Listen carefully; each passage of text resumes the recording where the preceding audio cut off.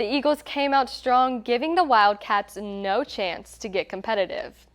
Eagles took the first set 25-10. In the second set, Geyer stepped up their game just enough to take the set 26-24. This would establish the energy for the rest of the game, making it very clear both teams would put up an impressive fight. Bailey Birmingham was a key player the entire night, but it was the third set where she really showed out. Birmingham put up the blocks and threw down the hits, which would lead the Eagles to a set win of 25-23. The Prosper boys varsity has just finished their race. They all finished under 19 minutes. And in the lead for Prosper was Andrew Blanco, followed by Jordan Rose. It was great races for boys and girls, and the future is looking strong for Prosper cross country. Eagles really hit the ground running in this first set here against McKinney Boyd. Unfortunately, in the middle, they started to lose their grounding in this first set, which would cost them the rest of the game. They were, however, ready and prepared to battle back towards the end, making the score 25-22. Mackenzie Jefferson, Bailey Birmingham, Nikki Steinheiser, Kendall Hewitt. These are all names that we're going to continue to hear. We heard the entire first set, and we're ready to see in action in this second set. Prosper started off this set with a kill from Sammy Jacobs, followed by two from Bailey Birmingham.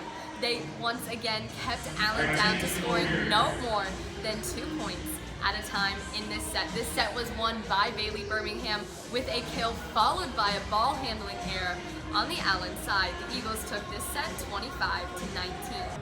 Prosper came into the second half very hot, but unfortunately it would not be enough. They knew going into this game, if they were going to be successful, they were going to have to keep competing like they have for the previous games. They were going to have to shut down EJ Smith, and they unfortunately could not. Maya, what was going on with the offense?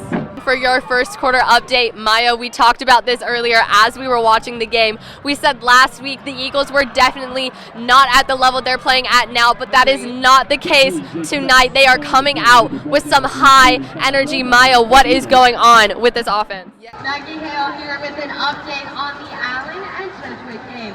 Right now, currently, Allen is up on Jesuit 44-17 at the end of the third quarter. It's looking like after this dominating win that the Eagles will move up to that second place position. Fortunately, Plano West did come out with the same energy they came in going into this game. There was definitely some revenge they wanted from last time when Prosper played them and beat them in 4 sets. But unfortunately tonight, Plano West would sweep Prosper 3 in 3 sets.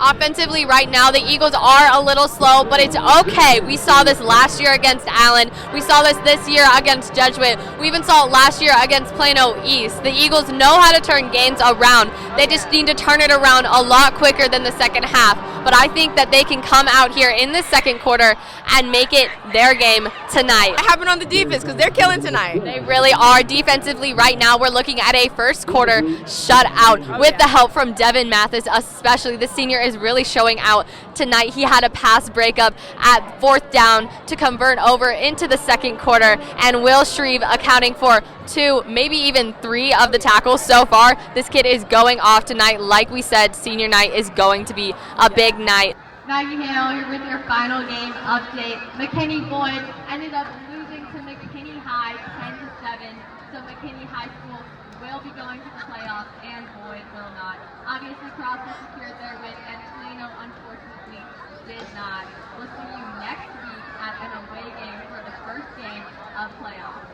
The Prosper Eagles just finished their first set against Saxe, and they took the win 25-17. It was very back and forth at the beginning of the set, but after that 16th point, they emerged as the dominant performers in this game. Great for the Eagles, and offensively, they've been going off too. Jackson Berry even had his own 17-yard quarterback keeper, a great run for the Eagles.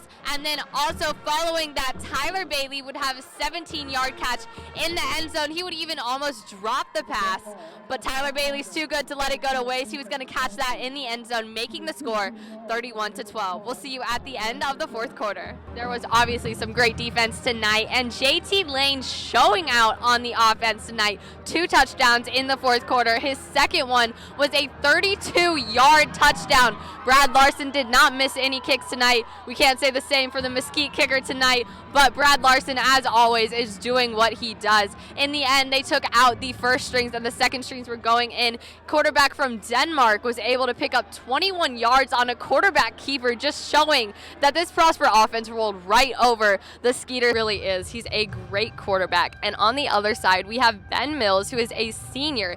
He has a 57% completion rate. He's got 8 touchdowns. He has thrown for 6 interceptions, but the most incredible part about this player is that he has 11 rushing touchdowns. He is leading the team on the receiving side and the running side. He is ahead of his running backs and his receivers in points. He has a total of 66 on the season, and that's really the best part about this quarterback. So Prosper, if they want to pull out the win tonight, they're definitely going to have to shut down his run game and the running backs. We definitely are, and we have been throughout the entire night.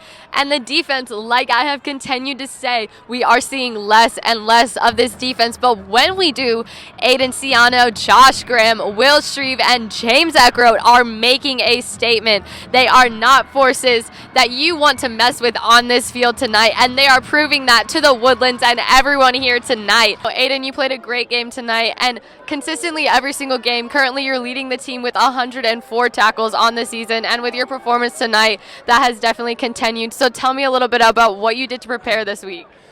I completely agree. Those are 2 players that are going to put up a great second half along with the rest of the defense. They know that they've got to play a little better if they want to pull out the win. Offensively, though, they were going to keep it a little at the same score, but at the end, with 1 minute and 31 seconds left, Hayden Metcalf for the one-handed, left-handed touchdown all the way to run it in. Probably the best catch I've seen across maybe even the NFL. That's a little bold, but I'm telling you, SportsCenter top 10 this week. Check it out. Hayden Metcalf ties the game up 21-21. They just won a great game. They had the lead the entire time. Coach, tell me about what was going on in the players' head, your head, before the game, during the game, coming off a doubleheader.